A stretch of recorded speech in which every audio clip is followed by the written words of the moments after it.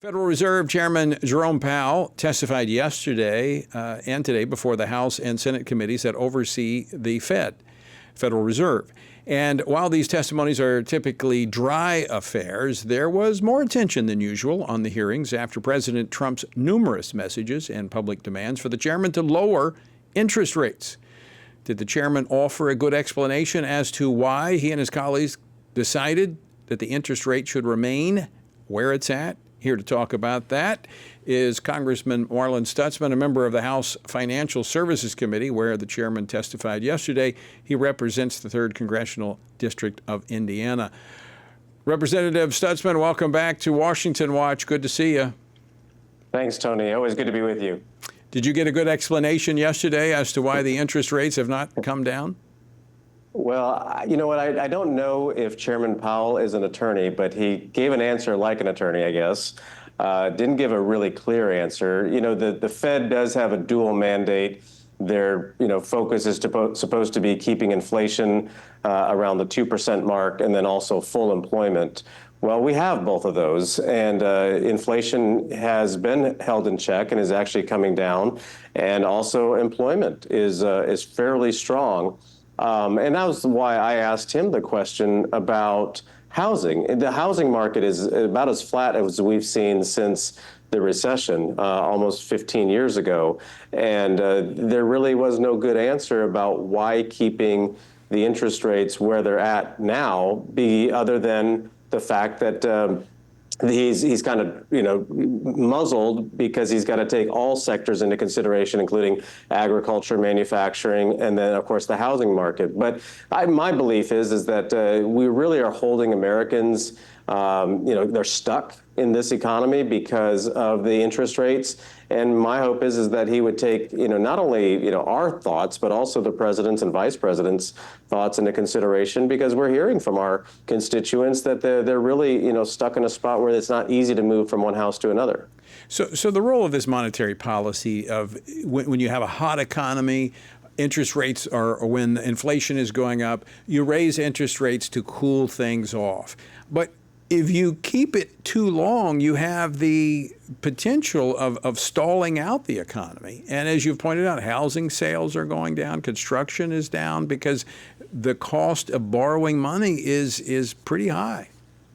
It is. In fact, the one sector that actually is doing well, if any, that's multifamily housing, apartment complexes.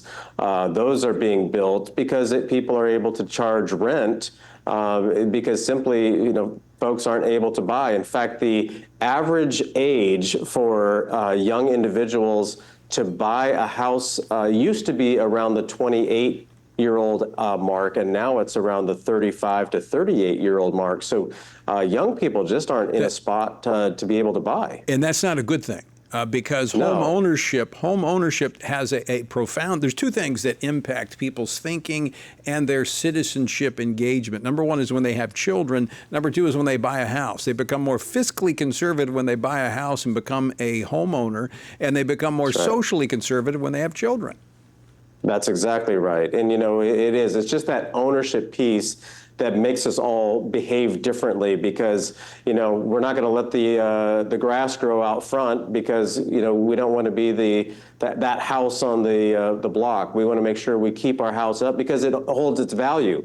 That was always something that my parents encouraged us kids to do, was to buy a house so that way you are in the market. Of course, timing is always can be tricky, but as you said, holding these interest rates flat has really held the housing market in this country flat. And I think there's so many bright spots that, under the Trump economy, that things are ready to take off. But a lot of folks just aren't selling their house because it's not easy to go from that 3% mortgage rate that they have, which they may end up in a 6% mortgage rate and double it. So it's really a throttle on the economy, especially as we get these tax cuts that could grow the economy even more. I mean, to extend these tax cuts, at least give people certainty of what's ahead, that could fuel the economy, but high interest rates will be a throttle on that. There's one other aspect of that interest rate I want to ask you about, because the United States government pays interest on the money it borrows, and so that high interest rate affects the U.S. government. Yeah, that's exactly right. And that's a great point, Tony. Another good reason, and that would be good for our economy and good for the federal budget, is keeping those interest rates down, because right now the federal budget, we're paying on our national debt, which is around 36 trillion, almost 37 trillion. We're paying interest to the tune of a trillion dollars a year. That's $1 trillion a year that's not going to our military. That's $1 trillion a year that's not going to pay down this debt. And so if those interest rates would be lower, that would also be a savings. I know that the Treasury Secretary, Scott Bessent, talks about this frequently, that if interest rates were at a modest spot, then it would make a big difference. The one thing, too, that the Fed is not supposed to be political, and this is what really bothered me and a lot of others, is that the Fed actually lowered the interest rate right before the election in 2024.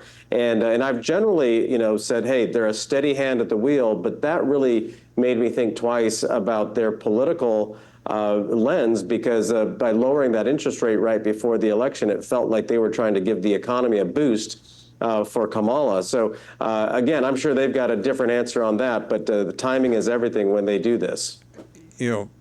Marlon, I've been around for a while, and I've not seen any entity in D.C. that's not political. Now, some acknowledge it, and some don't, but they're all political. Speaking of that, one final question on the Federal Reserve. It announced earlier this week that it was directing its supervisors to no longer consider reputational risk when examining banks. Explain that, because that goes back to what we saw during the Biden administration of debanking conservatives. Yeah, and this is it's a move. It's a good move. Now, banks can still look at reputational risk. Now, for example, and we see this always on the conservative side, Tony, we hardly ever see banks that have decided not to bank a particular industry on the left, but it's the gun owner shops that have a difficult time getting banks to bank them. There's also of course, fossil fuels in the energy sector.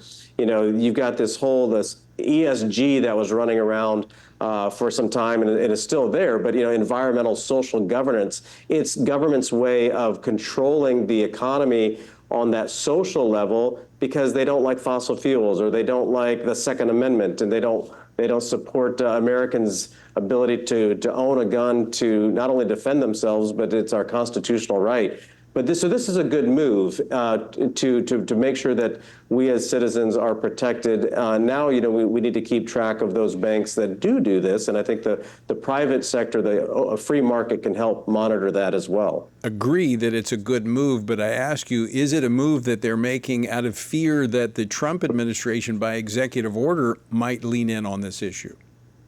Well, you know what, I hope so. And if President Trump still does the executive order, I'd be fine with that as well, because I think that's what, we're all tired of in America, is this woke agenda that has been forced on us by Washington, D.C., and it's, of course, accelerated by the Biden administration. We're still dealing with the ramifications of that.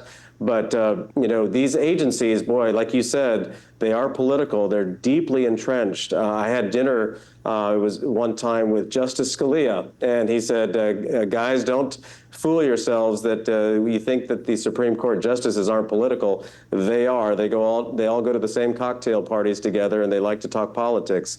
So even in our institutions that are supposed to be nonpartisan, non-political, they are. And so hopefully this is a sign that they're watching Trump's lead, and that Trump will lean onto these issues if he has to. Marlon Stutzman, always great to see you, my friend. Thanks for joining us today. Thank you, Tony. Great to see you.